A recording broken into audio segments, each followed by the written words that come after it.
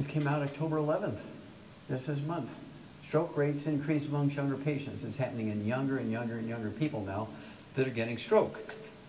And there's many, many reasons for that, but the basic reason is there's two types of stroke. 85% of all strokes are caused by blood clots in the brain, thrombotic stroke. This is caused by a simple deficiency of the omega-3 essential fatty acids, or a ratio problem between omega-3, 6s, and 9s. Now I'll propose to you, I actually sued the FDA over this and prevailed in federal court, and I'll show you what to do to prevent strokes, very simply. AARP, their monthly bulletin, American Association of Retired People. I'm glad to see so many young people in here because we got to start young, right? We can't wait till people, my doctor says I have 3 seconds to live, can you save me with vitamins? You'd be amazed at how many people I get like that. Oh, I heard your tape 20 years ago. I didn't do anything, and now I got 2 seconds to live. Can you help me?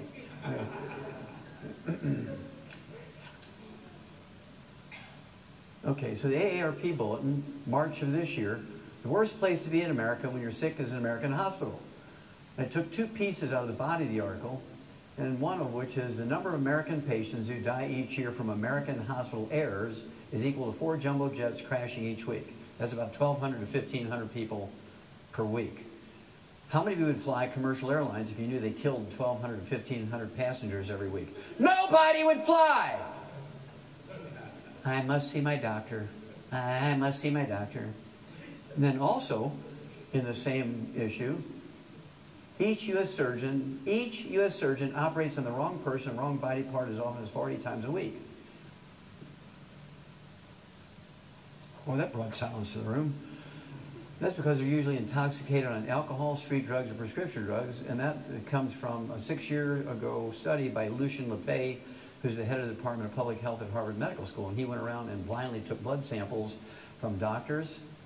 He just showed up and took blood samples from them, and he ran them, and 52% are intoxicated during their working day on something. That's why they make so many mistakes. It's published stuff from Harvard Medical School. Newsweek magazine cover article. Why is that guy terrified? Well, he's not even anesthetized, and those surgeons are ready to stick him with their scalpels, and that's because if they even touch him with their scalpels before he undergoes anesthesia, they've started their procedure. If he dies during the induction of anesthesia, which happens quite frequently because they don't turn on the oxygen, and because they're drunk, and he dies, let's say, during the induction of anesthesia, they can run off and play golf for 4 hours and still get paid their $100,000. So they want to start the procedure, right? Now, the one word that will save your life in a hospital is a 2-letter word that every 2-year-old knows. No! Whatever they tell you, you're going to respond by saying no. Now, what is a guy afraid of? I mean, this is a universal fear posture, right? It doesn't matter what language you speak. If you're doing this, you're afraid of something. Now, let's say you're in the hospital, you have 4th stage cancer. It's gone to the regional lymph nodes, maybe gone from your colon to your lungs. You're in real trouble. They say, look, we've given you 4 rounds of chemotherapy. Nothing seems to be working. We have this new experimental drug coming out in a couple of weeks, and we want to try it on you. Your response should be, no! Because they know that it's not going to work on you. 97% of the time, chemotherapy doesn't work for cancer. That's published in the Journal of Oncology about 3 years ago. 97% of the time, chemotherapy is useless. But they got to give you something. It'll shrink the tumor a little bit, but you still die. Okay, now, so this experimental drug is going to be the same way. It's going to shrink the tumor a little bit, but you still die. And so what they're asking you to do is to let them use you as a guinea pig to see if just the injection of the drug kills you. Because they have to have 100 patients who will be injected with the drug, and they have to have less than 3 die from the drug itself before they approve it. So they're looking for the village idiot to say, okay, see if I'm the one you're going to kill. So what is he afraid of? Well, there's 7 physicians on the facing page, and I want you to look at their body language and their faces to see if they're coming to him as good Samaritans. They remind me of the Walking Dead series on TV. The doctors of the Walking Dead. And the reason why they're coming for him is he is the only one in the hospital with money. Everybody else is a Medicare patient. They don't have any money. They'll play hockey out there. They'll knock each other down because they want to be the one to get to him to get the money. These are not uncommon things. Usually Reader's Digest is a very chummy magazine with really great stories. You know, the dog drags a kid out of the fire in the house, and the 2-year-old calls 911 and saves grandma from a heart attack. But look at this cover article in 2007, June 2007. Fatal hospital mistakes! Now, how common is that? Well, in 1999, I made one of my, I don't know, 30 or 36 CDs I have out there. And I have to admit, I used the title of a movie. How many of you have heard of the Ray Milland movie? Some of you are old enough to remember that old Ray Milland movie, Dial M for Murder. Dial M for, it's a great movie. And then it was remade here about 10 years ago or 15 years ago with Michael Douglas. It was called The Perfect Murder. The same storyline, just new technology and stuff to make it modern. But it was the same storyline. All I did was change it by one letter. Instead of saying Dial M for Murder, I said Dial MD for Murder. The doctors didn't like that. They just like went crazy. In this CD, I read this stuff from this newspaper article.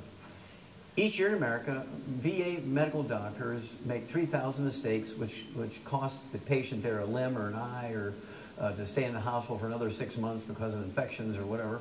And of those 3,000 mistakes that are inflicted on VA patients every year by VA doctors, the VA doctors kill 700 veterans that have escaped death at the hands of the enemy. So they come home to be treated by our doctors kill them. They come home to be treated by our doctors at the VA hospital, and each year the VA doctors kill 700 of our veterans that went out there to protect us. And the doctors get a walk. They never go to jail because they have a protected monopoly. They can kill, maim, rape, and burn with impunity, and they're untouchable.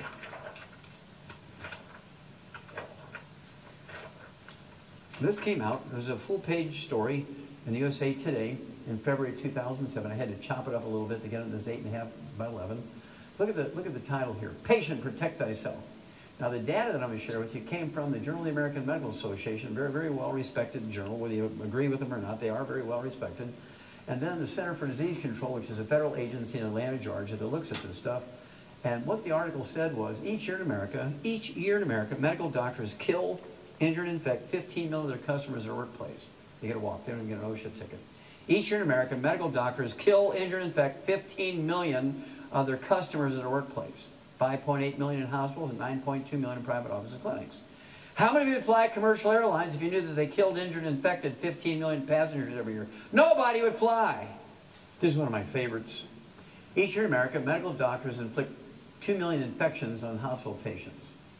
Of those 2 million infections, 90,000 die. They kill 90,000 people each year just from infections that they inflict on the patient. Now, how can that happen?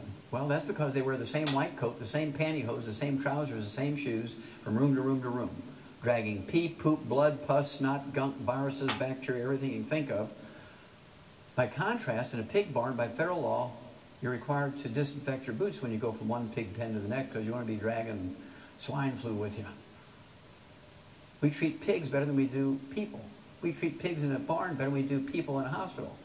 Now, I want you to think about this. If Iran were to ship over one of their intercontinental ballistic missiles, which they're always testing, with a WMD, a weapon of mass destruction, that was a biological weapon, a bioweapon with viruses and bacteria in it, it would kill 90,000 people. Let's say they lobbed that thing right into Minneapolis and killed 90,000 people in a couple of weeks or a month. What we do? Well, we declare war. We just go over there and flatten that country into rubble, kill a lot of people. You go, oh, please say you're sorry. No, probably not. Would we sue them and say, we want some retribution. We want $1 million per person for everyone you kill? Probably not. We declare war and we go kill them all. Well, here you have doctors that kill 90,000 every year, just simply because they don't wash their hands after they go potty. Yummy, yummy.